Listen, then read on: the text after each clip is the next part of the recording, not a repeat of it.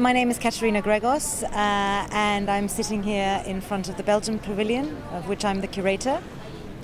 I'm Vincent Meessen, and I'm the artist who was selected to represent Belgium for this Biennale. Can you tell us a little bit about the concept behind the exhibition? So you're showing alongside 10 other artists from 4 continents, including for the first time from Africa. So why did you decide to do this?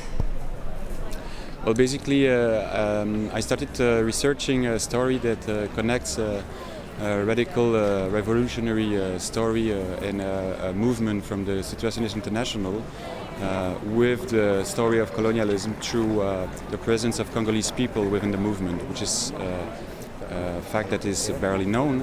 And starting from there, I imagine that it would be much more interesting to open the pavilion to different perspectives and singularities. And that's how, with Katerina, we thought about inviting 12 people in order to propose something else. So what is the relationship between Belgium today and the colonial past? Well, actually, this is a very interesting question because our pavilion actually takes as its point of departure the date of construction of the Belgian Pavilion in 1907. It was the first pavilion to be constructed in the Giardini during the time of King Leopold II, just a year before his private property, the Congo Free State, was handed over to Belgium amidst an international uproar about his Congo policies. So our exhibition is basically revisiting the history of colonial modernity and the afterlife of colonialism. But of course, it's not only focusing on Congo, it's focusing on the wider relationship between Europe and Africa and the artistic, intellectual and activistic interactions that took place as a result of colonial encounters. So it's an exhibition that's actually putting into question not only the notion of a national representation, but is also putting into question the master narratives of colonial history. How did you go about selecting the 10 artists that are taking part, or sorry, the 10 sets of artists that are taking part? Well, most of them, there are people I had exhibited with or that I invited also in other contexts. Some of them were also artists who had worked with Katerina before in other show that she had curated. So basically it's really a choice that was quite self-evident for us because we tried really to choose them linked to their concern with colonial modernity and the work they had produced before. And yes, I think another criteria that was very important for us, which is of course also very apparent in Vincent's own practice, was research. All of these artists share not only an interest in the afterlife of colonialism, but also in their work is based on research, whether it's work in photography or installation or performance. The point of departure is an in-depth research into history. So this was of course something that we were also very interested in, and of course Vincent brought in a lot of his own original research into the project, which he shared with the other artists. And so each artist has worked with a specific story and is telling a specific story, a micro history of episodes that talk about also not only critical encounters but also fruitful encounters between Africa and Europe during the time of colonial modernity, during the period of independence and in the aftermath. And if you visit the show, you will see that there are many connections also between the different works. You have a connection with the question of animism, which was a relationship with the let's say also the colonial epistemology of the Western world that still think that we invented everything. Tamar and Casper, for example, they really have a work that brings this dimension. We have James Bacon from Zimbabwe that really brings the machinic dimension of capitalism within the story of colonial modernity, and so on. I mean, every artist is really bringing a very specific angle. Adam Pendleton from the USA is also bringing a dimension which is a historical dimension of the Afro-American struggles, and also connected to the flag that is actually floating, the black flag floating on the Belgian Pavilion, which is really related to the current news, the fights and the problems with black people in the States. So it's really not only a project that connects with history, but really with the present situation and how we relate to the present situation with this critical dimension of the historiography that is challenged through the works.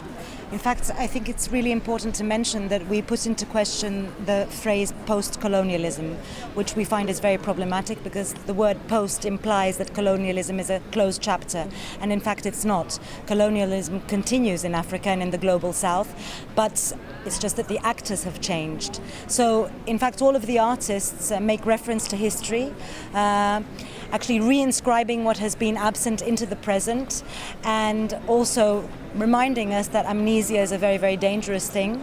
And what is also very important that there is I would say an idealistic dimension to the exhibition that bears upon the present as well, because of course Vincent's own work refers to the Situationist International, the last international revolutionary social movement whose last conference took place here in Venice, but also to May 1968 and Global 1968, which was of course the lesser known offshoot of May 1968 in Africa.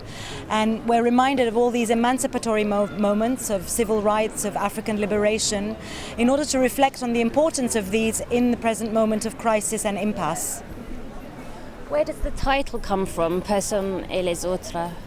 Yeah, so in English you would translate it possibly in No One and the Others. It's basically the title of a theatre play that we couldn't find, but one Belgian situationist who was connected with Guy Debord in the late 50s wrote this text that was published in the newspaper of the International Situationist.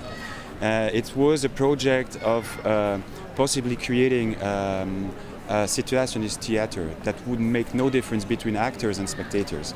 So I think it's a very interesting question because it's really a calling also for a very emancipatory spectatorship actually. So what we try to do with bringing content into the pavilion is really to think about the spectator as not only an agent in a show, but really as an actor, as a character in the show. So it's connecting also the show as a sort of theater play, or conceptually if you want.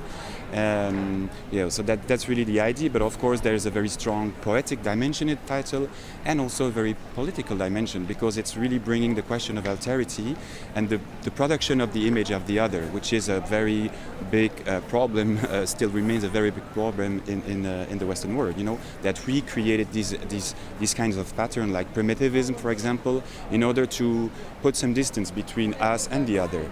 So the show tries to problematize these ideas with a very poetic title also, which is No One and the Others. And I think it's also important to mention that this title is also a metaphor for the position of the artist within a context of a national representation, because of course if you read the title in a symbolic way, you have the Personne and you have les Autres, and somehow this gesture of opening up the pavilion and actually retreating from the limelight, because Vincent I think could have occupied the pavilion alone, is also a comment on the notion of exclusive authorship and representation within a context such as Venice, which is very strange because we are in the 21st century, yet if you look at most national pavilions today, they all follow this 19th century nation-state model. So it's one artist, with the nationality of the respective country, with the notion of origin being very important. And here we're actually completely pulling this apart. The artist is in fact opening the pavilion to